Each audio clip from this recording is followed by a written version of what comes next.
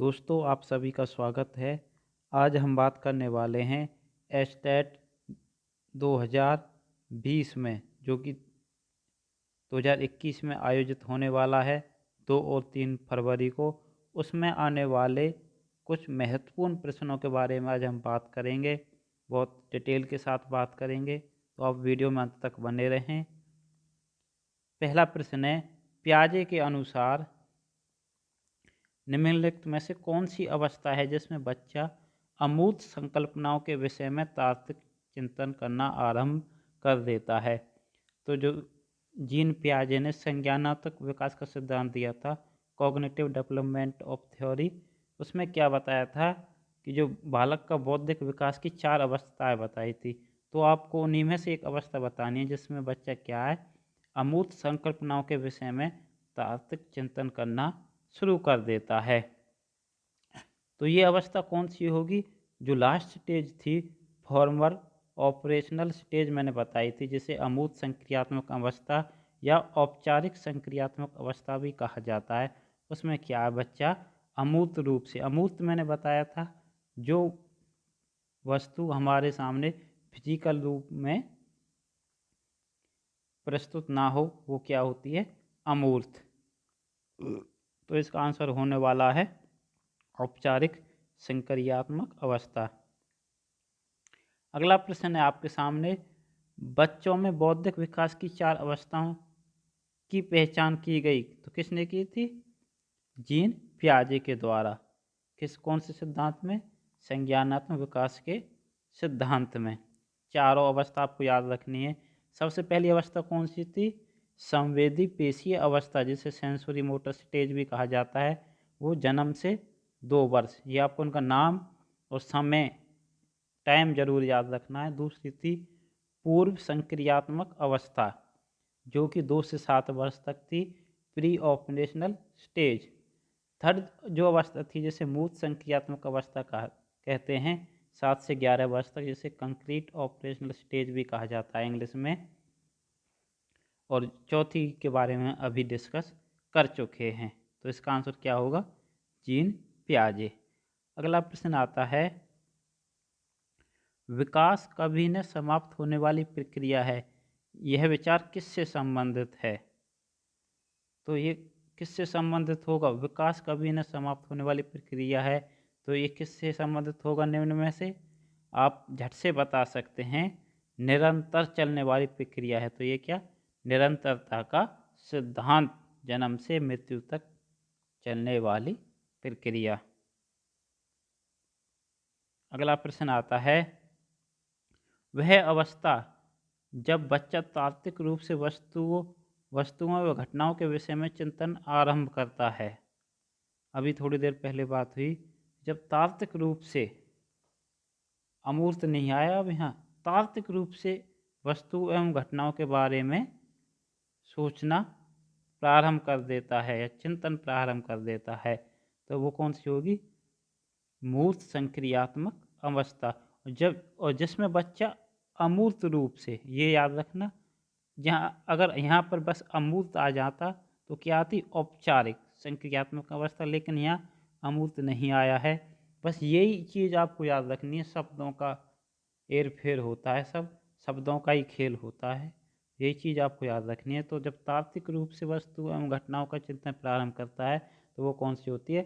मूर्त संक्रियात्मक अवस्था। आपको इसके इंग्लिश नाम भी याद रखने, कंक्रीट ऑपरेशनल स्टेज। कई बार जो इंग्लिश का नाम है उसे हिंदी में भी लिख देते हैं। उनका समय काल जरूर याद रखना है, 7 से 11 वर्ष होता है।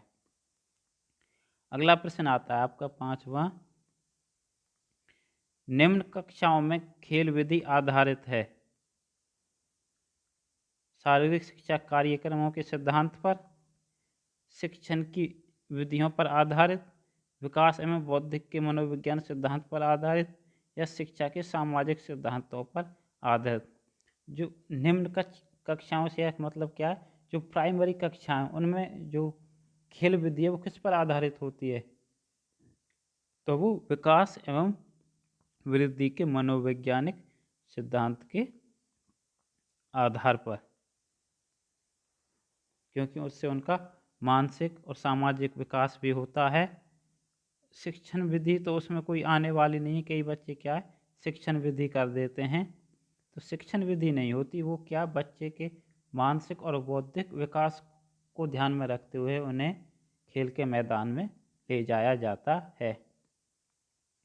अगला प्रश्न आता है, निम्नलिखित में से किस अवस्था में बच्चे अपने समवयस्क समूह के सक्रिय सदस्य हो जाते हैं? समवयस्क में अपने समान के जो उनके हम उम्र होते हैं किस में हो जाते हैं? किशोरावस्था में, प्रौढ़ावस्था में, पूर्व बाल्यावस्था में, बाल्यावस्था में? तो वो कौन सी स्टेज है? किशोरावस्था, जब बच्चे पक्के दोस्त बन जाते हैं।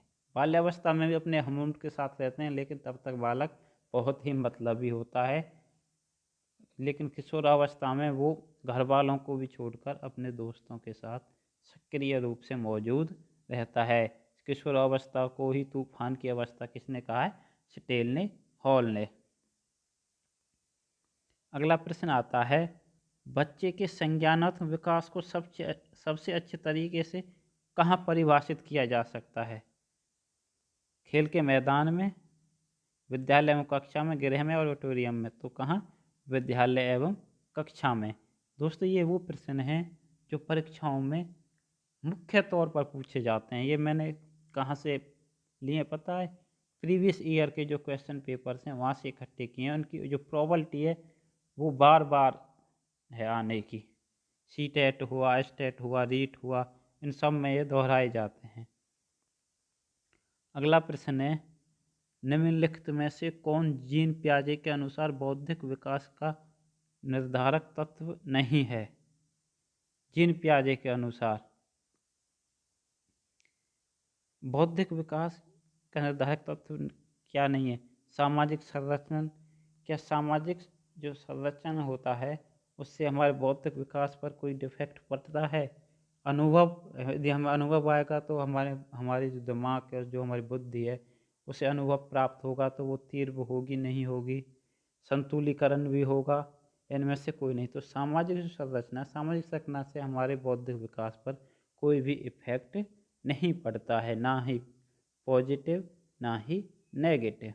अगला प्रश्न आता है, बालकों की सोच अमूर्तता की अपेक्षा मूर्त अनुभव एवं प्रत्यक्षों से होती है, यह अवस्था कब है? तो कौन सी होगी? मूर्त संक्रियात्मक अवस्था होगी।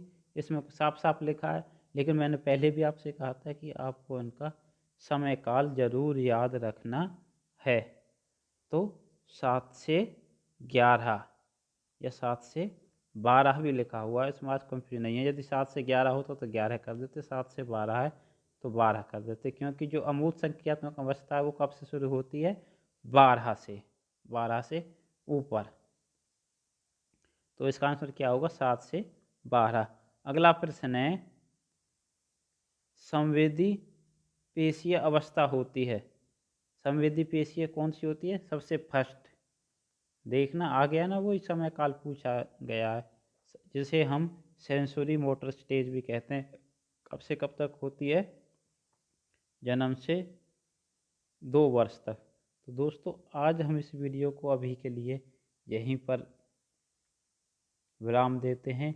यदि आपको वीडियो पसंद आती है, इसी पीडीएफ में 50 प्रश्न है कम से कम, तो ये मैं नेक्स्ट वीडियो में कराऊंगा। यदि आपको वीडियो पसंद आती है तो वीडियो को लाइक और शेयर करें, उससे हमें क्या मोटिवेशन मिलेगा, और हम जो नेक्स्ट वीडियो लेके आएंगे वो उसी प्रकार 10-10 क्वेश्चन करके, या फिर आप इसको लाइक करते हैं, ज़्यादा शेयर करते हैं, आपको अच्छा लगता है, आपको प्रश्न अच्छे लगते हैं, तो हम नेक्स्ट वीडियो में वो सारे प्रश्न एक साथ भी करा सकते हैं।